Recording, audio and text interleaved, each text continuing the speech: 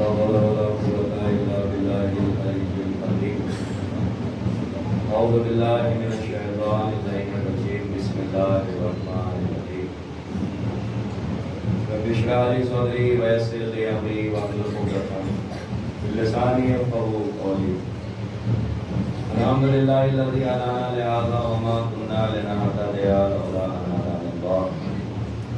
لقد جاءت رسل ربنا بالحق والصلاة والسلام والتحية والإكرام على النبي الأمي المكي المدني القرشي المكي الهاشمي وابتدئ ابتهامي محبوب رب المغربين والمشرقين وارث كعبة الحسين جد الحسن والحسين أبي القاسم محمد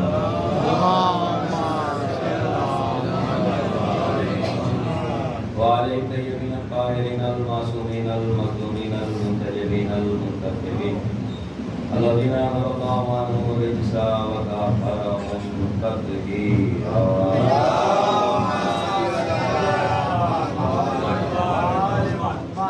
ولعنة الله على أعدائهم أجمعين من يوم عداوتهم إلى يوم الدين.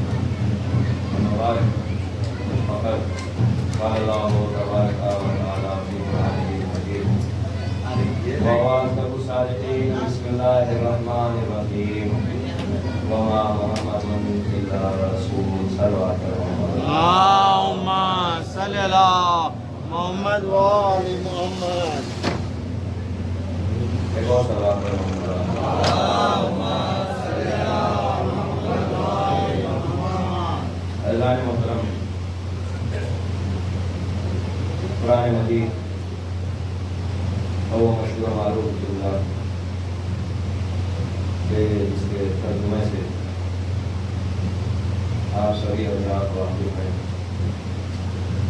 ارشاد رب العزت و جلالہ محمد رسول. محمد کچھ نہیں ہے مگر یہ کہ وہ رسول. کائنات عالم میں پروردگار عالم نے بہت ساری صحائف آسمانی انسان کی ہدایت کے لیے بھیجی ہے، جن میں سے صرف اور صرف قرآن ایک ایسی کتاب ہے جو معجزے کے طریقے سے اب تک ہمارے درمیان باقی ہے. وغیرہ اور دیگر صحف آسمانی کی طرف اگر آپ نگاہ دوڑائیں تو توریت ختم ہو گئی، انجیل ختم ہو گئی، زبور ختم ہو گئی، اور اس کے علاوہ بھی اور بھی صحائف آسمانی ہیں. لیکن مشہور یہ 4 کتابیں ہیں جن میں سے 3 ختم ہو گئی اور ایک باقی ہے. وجہ کیا تھی؟ وجہ یہ تھی کہ توریت ختم ہو گئی کیونکہ صاحب توریت کی نبوت محدود تھی. زبور ختم ہو گئی کیونکہ صاحب زبور کی نبوت محدود. انجیل ختم ہو گئی کیونکہ جناب عیسیٰ کی نبوت محدود. میرے چھوٹے بھائیوں کے لیے میں مجلس پڑھا کرتا ہوں اور ان کے ذہنوں کو ذرا سا قریب کرنے کے لیے میں انہیں اس طریقے سے سمجھاؤں گا کہ محدود اور لامحدود کا مطلب کیا ہوتا ہے. محدود مطلب یہ ہوتا ہے کہ جب تک نبی زندہ ہے تب تک اس کی نبوت ہے، اور ادھر نبی دنیا سے چلا گیا تو کچھ دنوں کے بعد اس کی نبوت بھی ختم ہو جاتی ہے. اور یہی وجہ تھی کہ آدم دنیا سے گئے تو اپنی جگہ شیش کو بنا گئے، ہے نا. ایک نبی گیا تو اس کے بعد دوسرا نبی بن گیا. یعقوب دنیا سے گئے تو اپنے بعد یوسف کو نبی بنا دیا. ایک نبی کے بعد دوسرا نبی بن گیا. کائنات عالم میں ایک نبی کے بعد دوسرا نبی بننے کا مطلب یہ ہے کہ اب اس کی نبوت یہاں ختم ہو گئی، اس کے بعد دوسرے نبی کی نبوت شروع ہو رہی ہے. اور چونکہ نبوتیں محدود تھیں اس لیے کتاب بھی محدود تھی، اور نبوتیں ختم ہو گئی اس لیے کتاب بھی ختم ہو گئی. لیکن معاملہ پیغمبر اکرم کے ساتھ یہ تھا کہ پیغمبر کی نبوت کو رہتی دنیا تک باقی رہنا تھا، اسی لیے پیغمبر کے اوپر جو کتاب نازل ہوتی ہے وہ بھی رہتی دنیا تک باقی رہی۔ اور یہی تو وجہ ہے کہ آپ جو صبح شام اذان میں کہتے ہیں اشہد ان محمد رسول اللہ، اس کا مطلب کیا ہوتا ہے؟ اس کا مطلب یہی ہوتا ہے کہ میں گواہی دیتا ہوں کہ محمد اللہ کے رسول ہے۔ یہ تو آپ نے نہیں کہا، آپ نے کہا محمد اللہ کے رسول ہے، اس کا مطلب محمد کی نبوت ہے، اسی لیے تو قرآن باقی ہے، اسی لیے تو قرآن ہمارے درمیان موجود ہے۔ اور ذرا سا آپ میرا ساتھ دیں تو میں آپ تک یہ بات بڑی آسانی سے پہنچانے جاؤں گا کہ چونکہ آسمان کتابی میں کتب آسمانی میں آپ ذرا سا اگر قریب آ جائیں تو بعد میں آنے والوں کو پریشانی نہیں ہوگی۔ ایک سلوات پڑھتے سیمنٹ ہے بہت جگہ آگے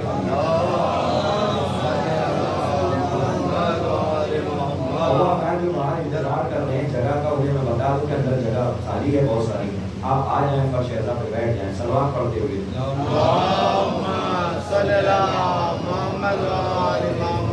اور ایک سلوات پڑھیں بلند ترین سلوات۔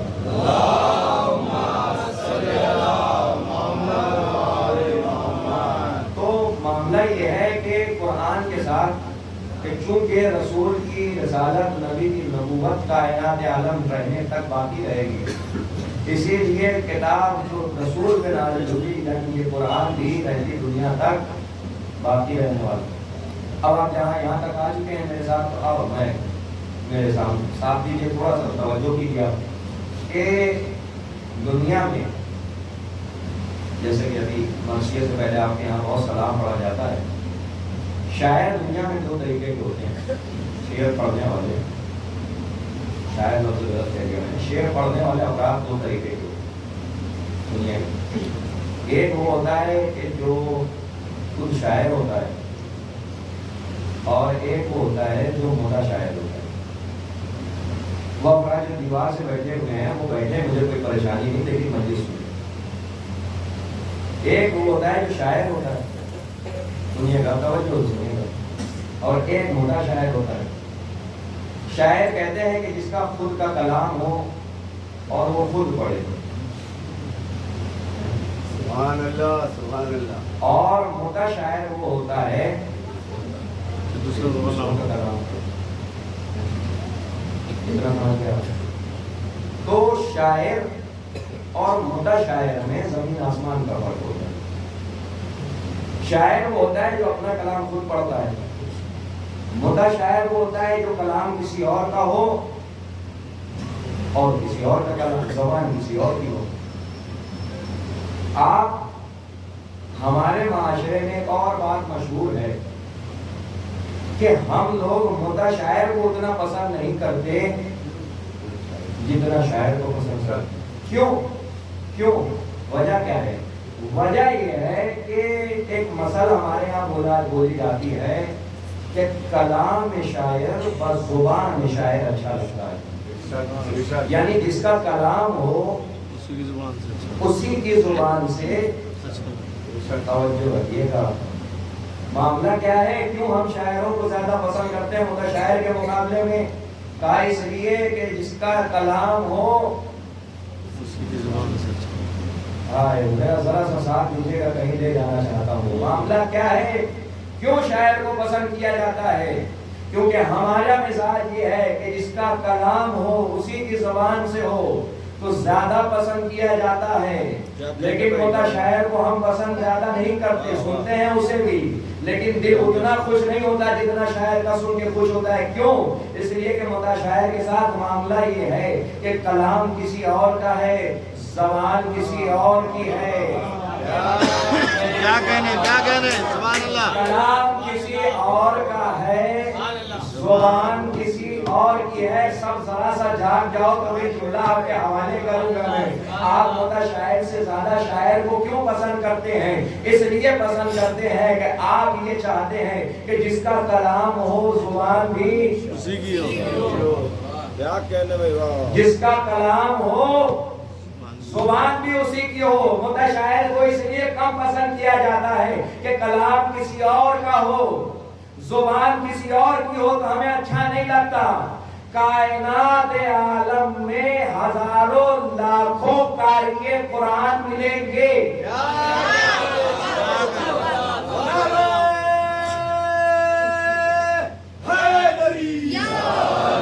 کائنات عالم میں لاکھوں کروڑوں قاری قرآن ملیں گے, لیکن بڑے سے بڑا قاری قرآن ویسے قرآن نہیں پڑھ سکتا جیسے علی نے پڑھا. نہیں, جواب سن لو تو پھر بولنا. کائنات عالم میں بہت سارے قاری قرآن ملیں گے, لیکن جیسا قرآن علی نے پڑھا ویسا کوئی نہیں پڑھ سکتا. کیوں؟ اس لیے کہ معاملہ دوسروں کے ساتھ یہ ہے کہ کلام ہے خدا کا, زبان ہے انسان کی. میں سارے متوجہ ہو تو بولو, معاملہ دوسروں کے ساتھ یہ ہے کہ کلام ہے خدا کا, زبان ہے انسان کی. علی کے ساتھ معاملہ یہ ہے کہ کلام بھی کلام اللہ, زبان لسان. نعرہ حیدری, یا علی, یا علی, اللہم صلی اللہ محمد وآل محمد. اذان باقی ہے, ابھی نماز باقی ہے. اذان باقی ہے, ابھی نماز باقی ہے. علی کے دم سے شریعت میں جان باقی ہے. علی کے نام کی تسبیح ہی پڑھتے رہتا ہوں, اسی سبب میری زبان باقی ہے. اور کٹی زبان تو میثم کا خون پکار اٹھا, کٹی زبان تو میثم کا خون پکار اٹھا. ابھی بھی عشق نبی, ابھی بھی عشق علی کا جنون باقی ہے. نعرہ حیدری. مولا آپ کی جوانی کو سلامت رکھے, آپ کو ہمیشہ جوان رکھے. کیا کہتا ہے معاملہ یہ ہے, نہیں معاملہ یہ ہے کہ مولا آپ کو ہمیشہ جوان رکھے. معاملہ یہ ہے کہ جب دنیا کے قاری قرآن اچھی تہرت کے ساتھ قرآن پڑھتے ہیں تو معاملہ ان کے ساتھ یہ ہوتا ہے کہ کلام کلام اللہ اور زبان گناہگاروں کی, زبان گناہگاروں کی. لیکن جب علی قرآن پڑھتے ہیں تو معاملہ یہ ہوتا ہے کہ کلام کلام اللہ, زبان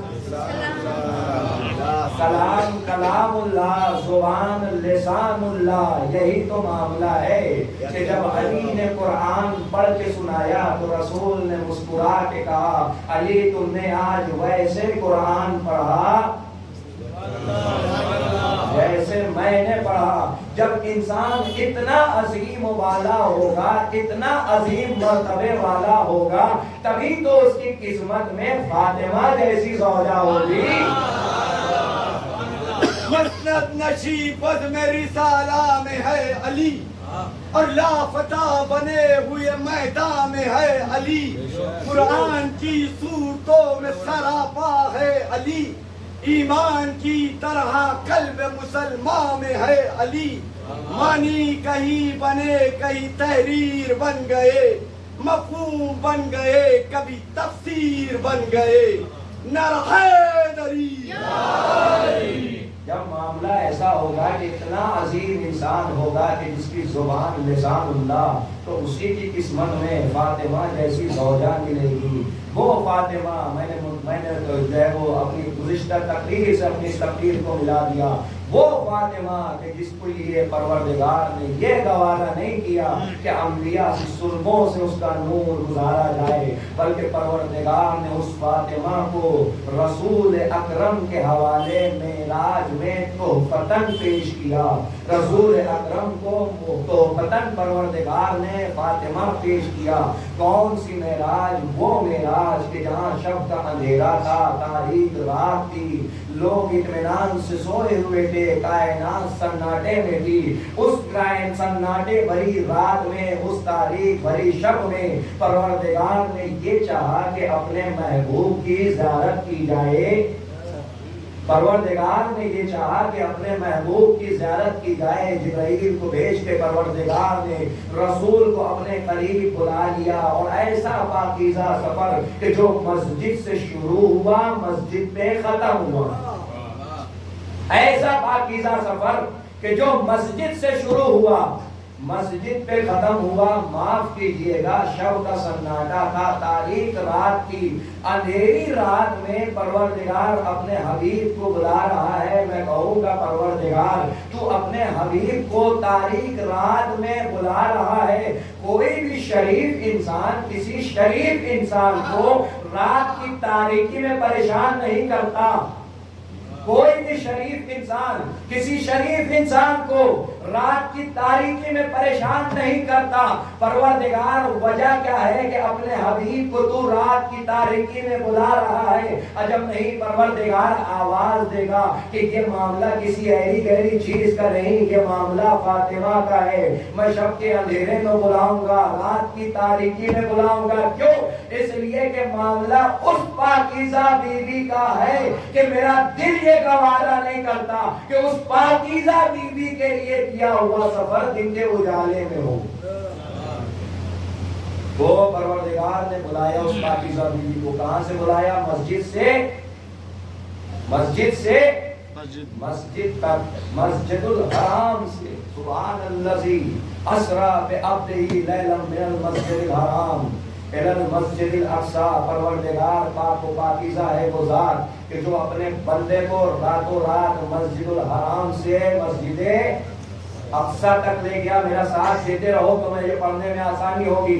مسجد الحرام سے مسجد اقصی تک لے گیا، مسجد الحرام سے مسجد اقصی تک لے گیا۔ ذرا سماعتوں کو بلند کرو تو یہ جملہ آپ کی نظر کرتا ہوں۔ مسجد الحرام سے مسجد اقصی تک لے گیا۔ کائنات میں دو ہی سفر ایسے ہوئے ہیں جو خدا کے گھر سے خدا کے گھر تک ہوئے۔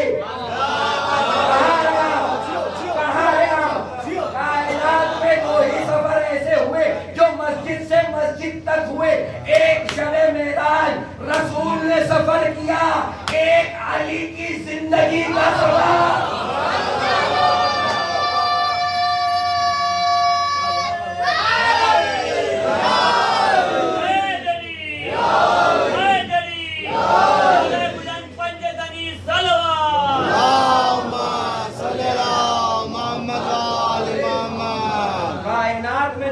سفر اتنے پاکیزہ ہیں کہ جو خدا کے گھر سے شروع ہوئے خدا کے گھر میں ختم ہوئے۔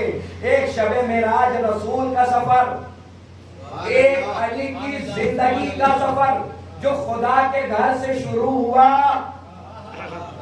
جو خدا کے گھر سے شروع ہوا خدا کے گھر پہ ختم ہوا۔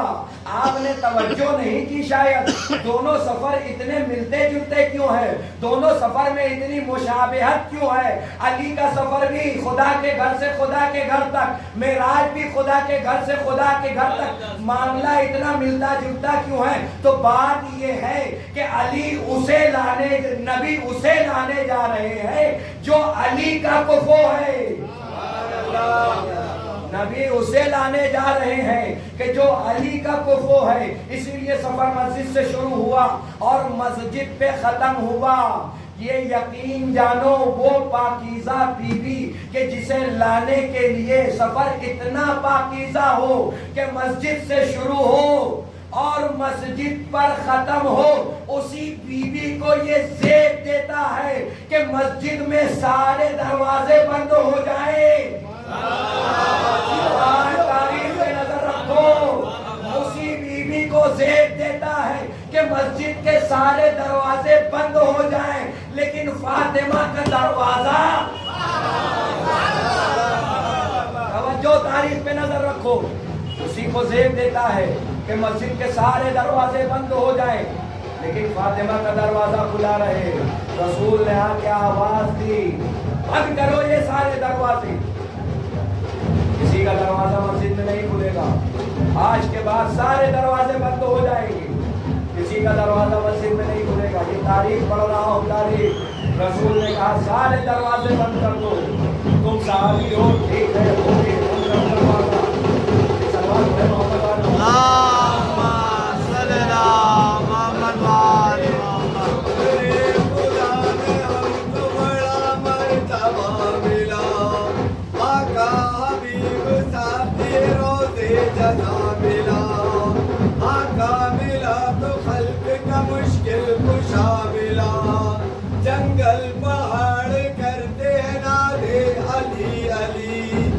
मुश्किल को हम सब की हल करो मुश्किल कुशा अली के बर मोहम्मद व आले मोहम्मद सलवात। अल्लाहुम्मा सल्ली अला मोहम्मद व आले मोहम्मद। उसी बीवी को ये शेर देता है कि मस्जिद के सारे दरवाजे बंद हो जाएं, लेकिन उस बीवी का दरवाजा खुला रहे।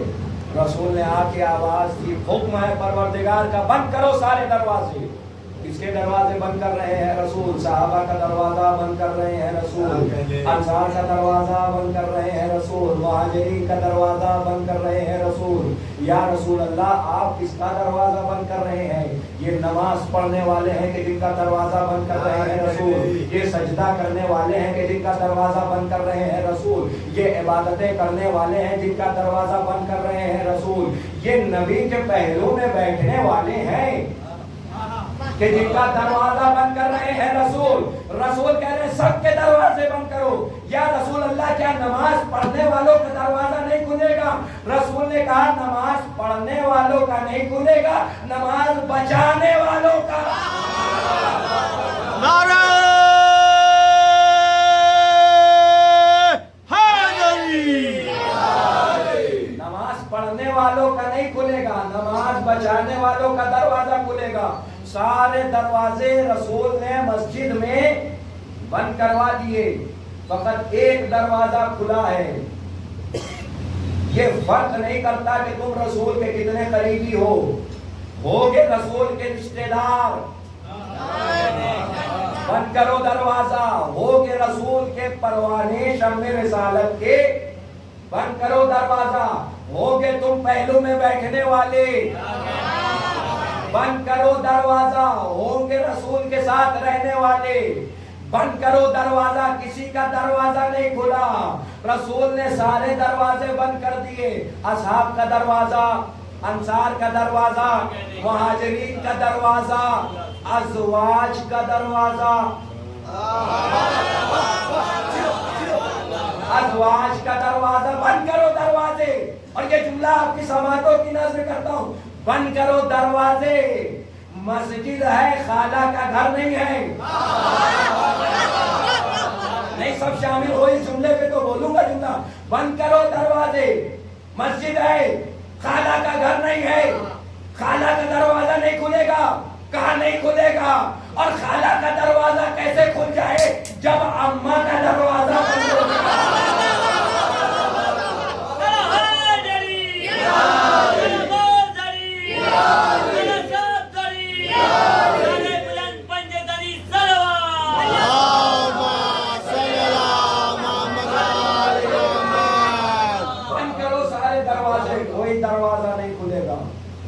सारे दरवाजे बंद हो गए।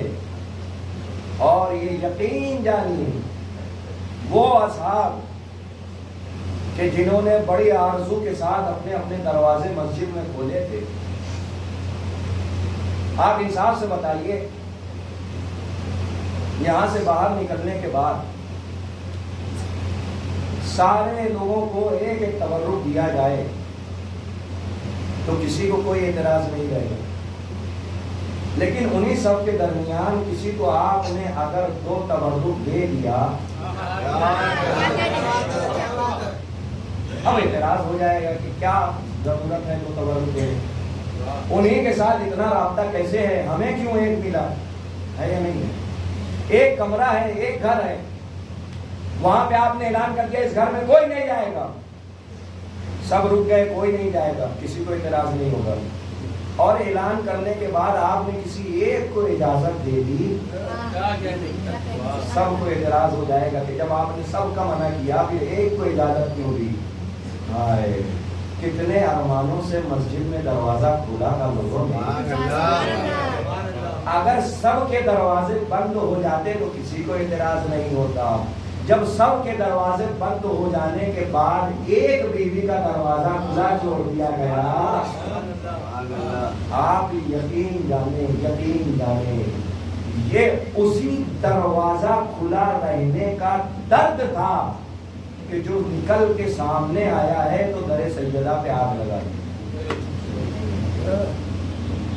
मैंने तारीख का एक निचोड़ आपके सामने पेश किया है जुमले में। یہ وہ جو دروازہ ایک کھلا رہ گیا، اسی کھلے رہنے کا درد تھا کہ جو دروازے پہ آگ لگائی گئی. اور روایت کہتی ہے کہ 3 دن ہوئے ہیں رسول کی دنیا سے گئے. ہمارے یہاں بھی رواج ہے نہیں کہ جب کسی کے یہاں انتقال ہوتا ہے تو 2 سے 3 دن تک کھانا نہیں بنتا ہے، چولہا بند رہتا ہے. کم سے کم 1 دن تو چولہا بند رہتا ہے. مومنین انتظام کرتے ہیں گھر والوں کے کھانے کا.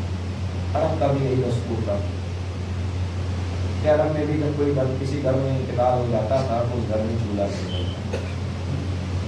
تیسرا دن تھا کہ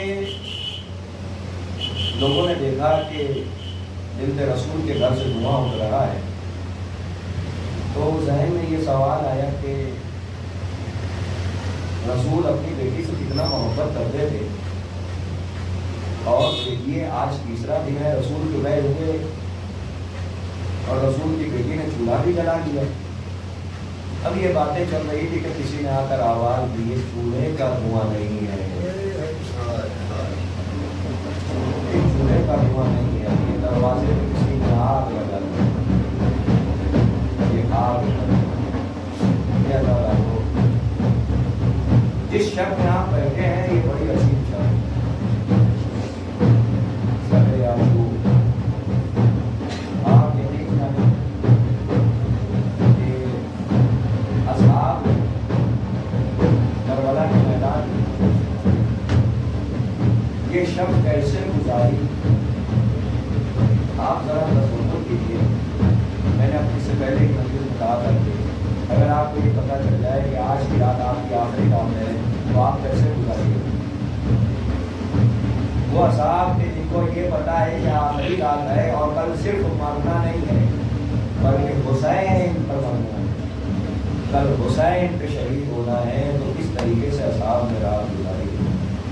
روایت کہتی ہے کہ ایک صحابی پوری رات عبادت میں گزاری اور ایسے عبادت کر رہے تھے کہ جیسے مکیوں کے اطمینان کی آواز آ رہی ہے. اس طریقے سے عبادت کر رہے تھے. اور یہی شب عاشور میں بس ایک منظر آپ کے سامنے پیش کرنا چاہوں گا اور پھر مجھے اجازت دیں. آپ یہی شب عاشور ہے. آپ یقین جانیں اس شب میں 2 جوان آپس میں بات کر رہے ہیں. ایک طرف جناب علی اکبر ہے اور ایک طرف جناب عباس ہے. جناب عباس نے آپ شجاعت دیکھیں. جناب عباس نے فوج اشقیاء کے پورے لشکر کو 2 حصوں میں بانٹا. ایک حصہ اپنے لیے رکھا اور باقی جو آدھا حصہ تھا اسے پھر 2 حصوں میں رکھا. ایک حصہ اصحاب کے لیے رکھا اور ایک حصہ اپنے شاگردوں کے لیے رکھا. جناب علی اکبر سے جناب عباس فرماتے ہیں میرا لال اکبر، میں کل جب کربلا کی جنگ شروع ہوگی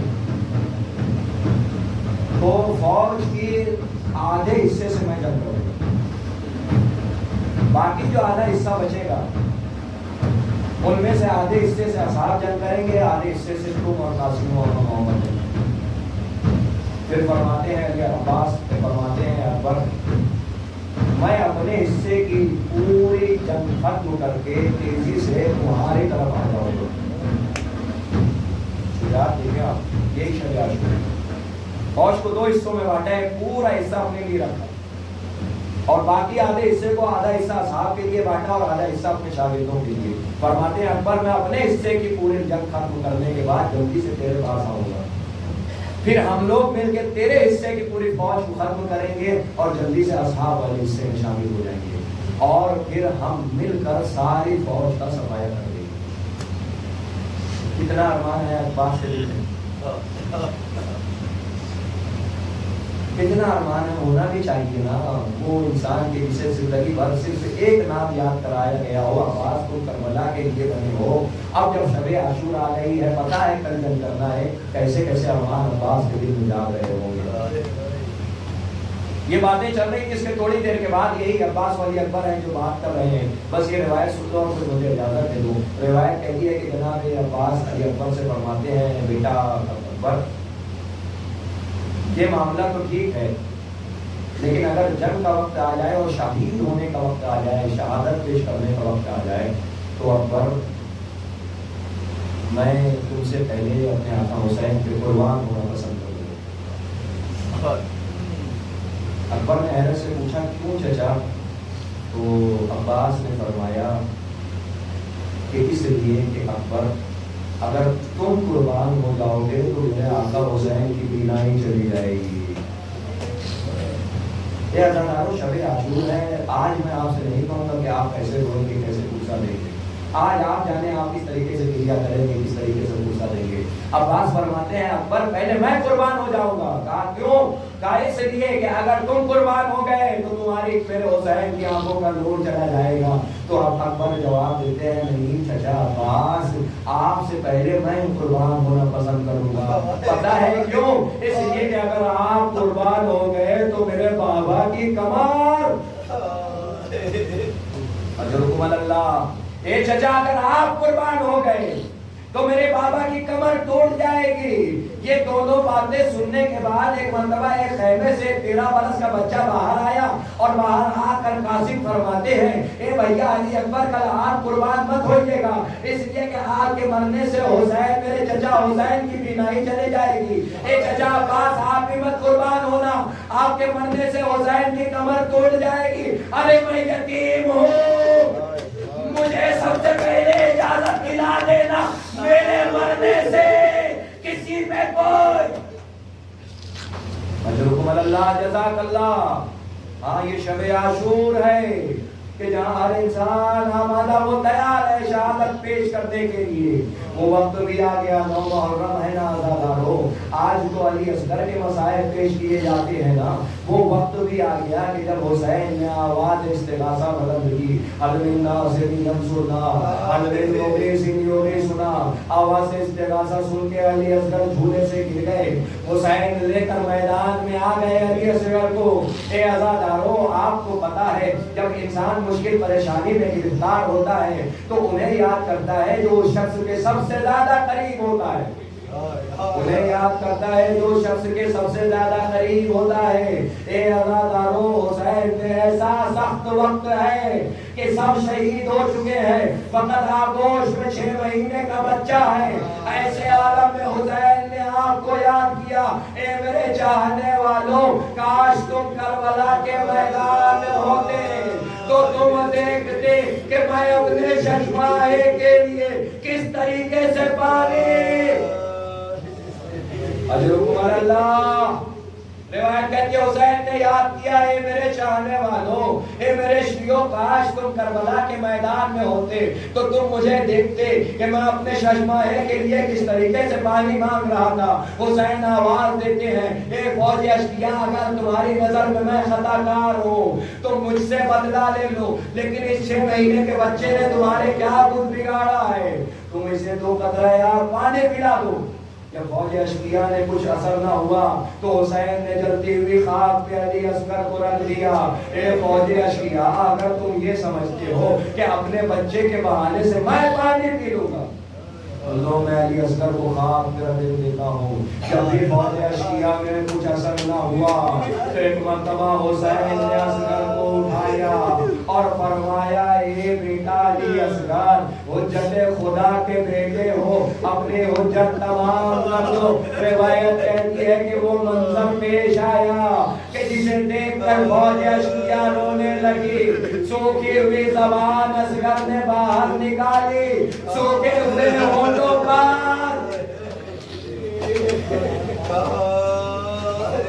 سوکھی ہوئی زبان اصغر نے باہر نکالی، سوکھے ہوئے ہونٹوں پر پھیرنا شروع کی. روایت کہتی ہے یہ ایسا منظر تھا کہ جسے دیکھ کر فوج منہ پھیر پھیر کر فوج میں تلاطم برپا ہو گیا.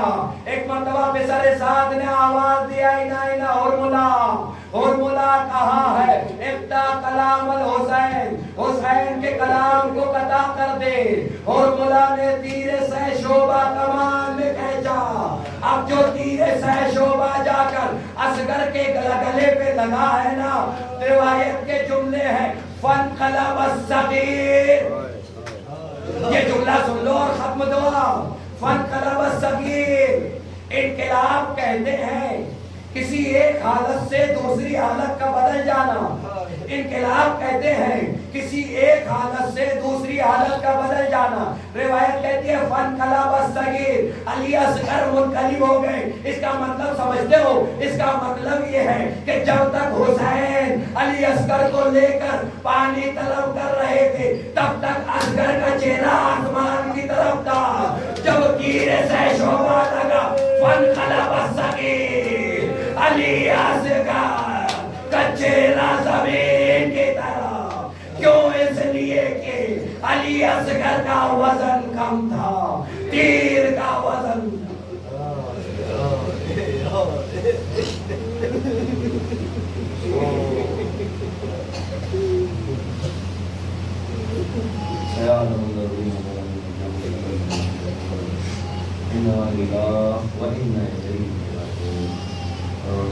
ہمارے ناسوں کو ہمارے بیوی میں جگہ عطا فرما. ہماری عبادت کو قبول فرما.